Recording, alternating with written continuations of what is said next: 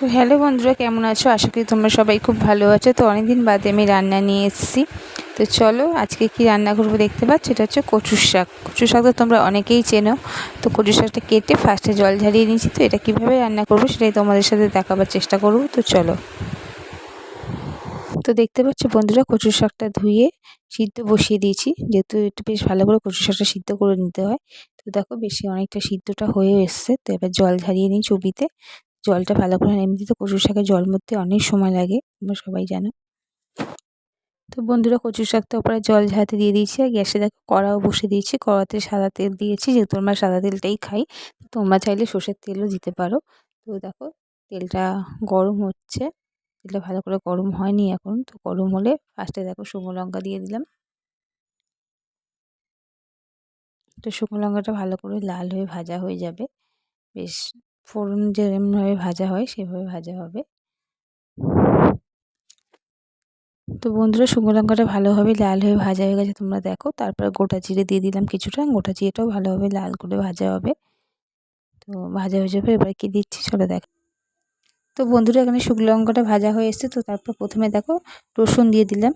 রসুনটা একটু ভাজা হয়ে যাক লালে, তারপরে ভেতরটা কি দিচ্ছি, পেঁয়াজ দিয়ে দেবো। তো চলো পেঁয়াজটা দিয়ে দিই। রসুনটা কিছুটা লাল হয়ে ভাজা হয়ে গেলেই পেঁয়াজটা দেবো। দেখো রসুনটা ফুটছে, মানে কিছুটা লাল হয়ে ভাজা হয়ে এসছে। তো বন্ধুরা, রসুনটা ভালো করে ভাজা হয়ে গেছে, দেখতে পাচ্ছ কড়ার মধ্যে পুরো ফুটছে। তারপরে পেঁয়াজটা দিয়ে দিলাম। তো পেঁয়াজটা কিছুক্ষণ দিয়ে পেঁয়াজটা দিয়ে আবার ভালো করে দিয়ে দিই। পেঁয়াজের সঙ্গে একটুখানি নুন দিয়ে দিলে না পেঁয়াজটা ভালোভাবে নুয়ে যায়। তো পেঁয়াজে আমি একটু নুনও দিয়ে দেবো, আর তাড়াতাড়ি ভাজা হয়ে যায় পেঁয়াজটা। তো পেঁয়াজটা ভাজা হোক, তারপর দেখাচ্ছি চলো কী করব। তো বন্ধুরা, ওপারে পেঁয়াজটা ভাজা হচ্ছে। এবার দেখছো চিংড়ি মাছ। তো কচুর শাকটা যেহেতু চিংড়ি মাছ দিয়ে করবো, তাই চিংড়ি মাছটা তোমাদের দেখানো হয়নি, তাই চিংড়ি মাছটা দেখিয়ে দিলাম। তো কচুর শাক করতে অনেক সময় লাগে, যেহেতু কচুর শাকের জল ভর্তি থাকে। তো করতে তো অনেকক্ষণ সময় লাগে। তো চলো পেঁয়াজটা ভাজা হয়ে গেছে কি দেখি। আর তারপরে প্রত্যেক পেঁয়াজের পরে আমরা কী দিচ্ছি সেটা তোমরা দেখে না। তোমরা কীভাবে কচুর শাক করো সেটা কিন্তু বলতে ভুলো না। তো বন্ধুরা দেখো, পেঁয়াজটা একদম লাল হয়ে এসছে, মানে কিছুটা ভাজা হয়ে এসেছে। তো আর একটু পেঁয়াজটা ভাজা হবে। দেখো পেঁয়াজটা বেশ লাল হয়ে এসছে।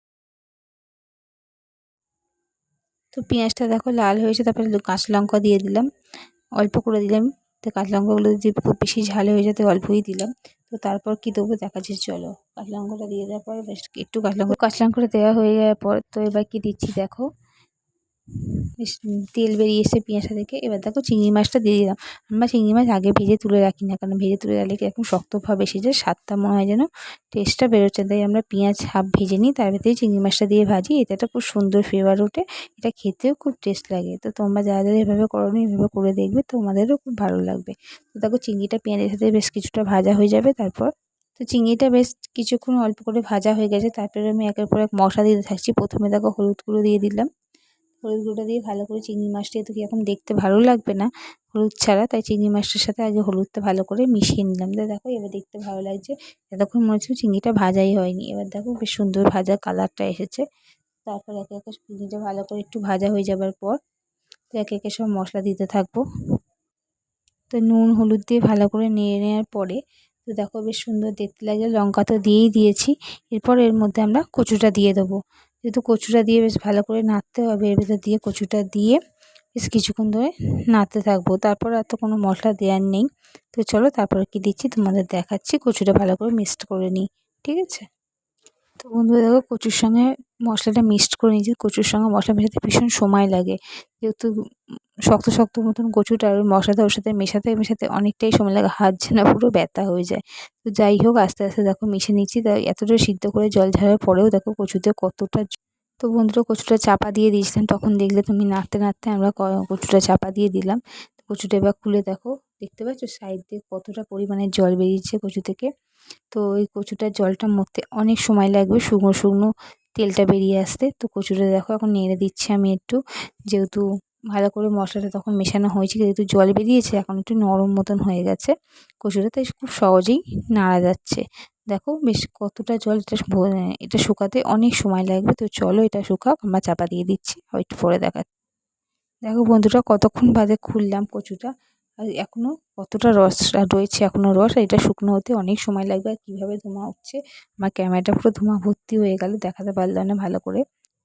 তো কচুর শাকটা দেখো আস্তে আস্তে অনেকটাই জল শুকিয়ে গেছে নাড়তে নাড়তে। এখন আগের মতন আর অতটা জল নেই, আস্তে আস্তে জল শুকিয়ে গেছে, তবু আর একটু শুকনো হবে, তো হোক।